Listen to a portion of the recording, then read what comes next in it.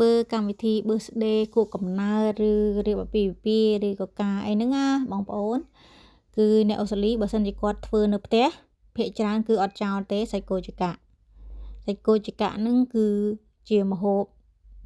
សម្រាប់កម្មវិធី party នៅផ្ទះតែម្ដងនិយាយពីថារសជាតិក៏ឆ្ងាញ់ជ្រក់ក៏ធ្វើខ្លួនឯងសាច់គោក៏ធ្វើខ្លួនឯងប្រឡាក់ខ្លួនឯងទាំងអស់អញ្ចឹងទៅបានទាំងរសជាតិបានទាំងអនាម័យហើយឆ្ងាញ់ទៀតហើយបើសិនជាយើងទៅកំងនៅខាងក្រៅឬកំងពីហាង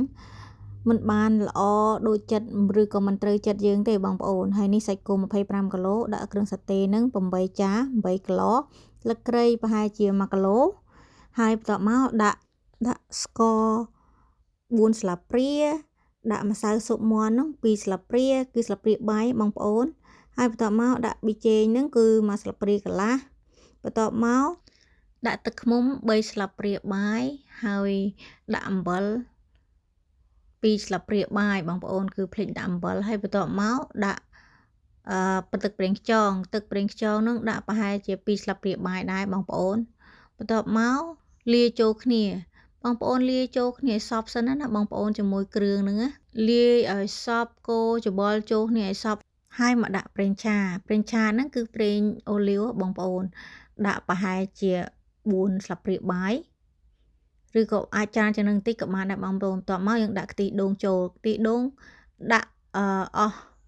មកកំប៉ុងហ្នឹង1លីត្រគឺដាក់អស់2លីត្របងប្អូនគឺ2កំប៉ុងបន្ទាប់មកកូរចូលគ្នាទៀតបងប្អូនចូលគ្នាសព្វហើយគឺភ្លេចទឹកត្រីថែមទឹកត្រី2ស្លាបព្រាទៀតចូលបន្ទាប់មកបានកូរសព្វហើយបានយកមកចាក់ពីលើសាច់ដែលយើងហាន់ហើយណាបងប្អូនហើយច្បល់ចូលគ្នាមកបន្ទាប់មកយើងដាក់ស្លឹកក្រូចនោះយើងហាន់ឲ្យល្អិតណាបងប្អូន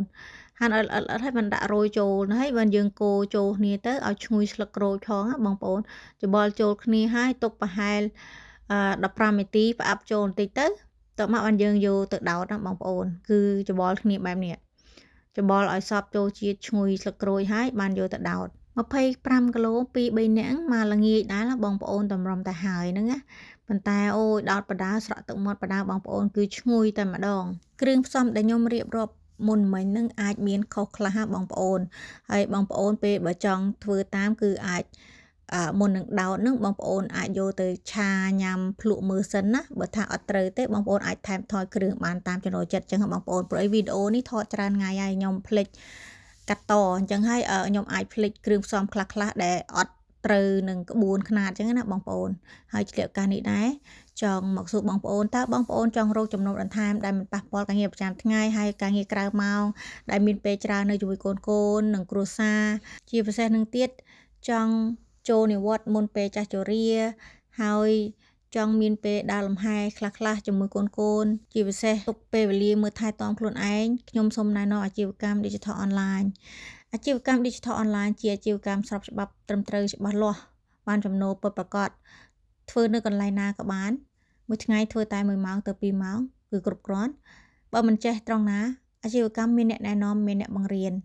ធ្វើនៅកន្លែងណាក៏បានឲ្យតែមានប្រព័ន្ធអ៊ីនធឺណិតព្រោះអាជីវកម្មមានប្រព័ន្ធអ៊ីនធឺណិតរត់អូតូឲ្យ24ម៉ោងក្នុង7ថ្ងៃចង់ដឹងព័ត៌មានលម្អិតអាចចូលទៅ website របស់ខ្ញុំ www.siliuchang.com បងប្អូនចូលចុះឈ្មោះដាក់សាច់ឋានអ៊ីមែលហើយចុចលឿនមកបងប្អូននឹងទទួលបានវីដេអូ90នាទីដែលគិតថ្លៃពីព័ត៌មានបន្ថែមនិងការចាប់ផ្ដើមងាកមកមើលសាច់គោចកវិញបងប្អូនខ្ញុំឈោអាំងបដាខ្ញុំស្រក់ទឹកមាត់បដាអាំងឆ្អិនហើយបងប្អូនអើយមិនទុកយូរទេនេះមួយចានម្នាក់ឯងមានជ្រក់ផងបងប្អូនជ្រក់នឹងអាចញ៉ាំជាមួយជ្រក់ល្ហុងជ្រក់អីដែលយើងធ្វើនឹងក៏បានឬក៏ជ្រក់បន្លែដែលយើងធ្វើញ៉ាំបាយស្រូបនឹងក៏អាចញ៉ាំជាមួយបានដែរបងប្អូនឈ្ងុយឆ្ងាញ់ណាស់បងប្អូនហើយកុំភ្លេចធ្វើញ៉ាំខ្លួនឯងនៅផ្ទះផងបងប្អូនមិនចាំតែមានកម្មវិធីទេធ្វើញ៉ាំពេលថ្ងៃ weekend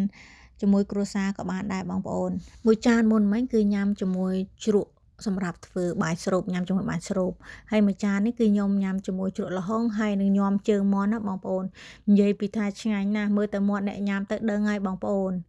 គ្រាន់តែកំពុងបញ្ចូលសលេងនឹងក៏ឃ្លានចង់ញ៉ាំទៀតដែរវីដេអូថ្ងៃនេះមានតែប៉ុណ្្នឹងអរគុណសម្រាប់ការទស្សនាបាយបាយ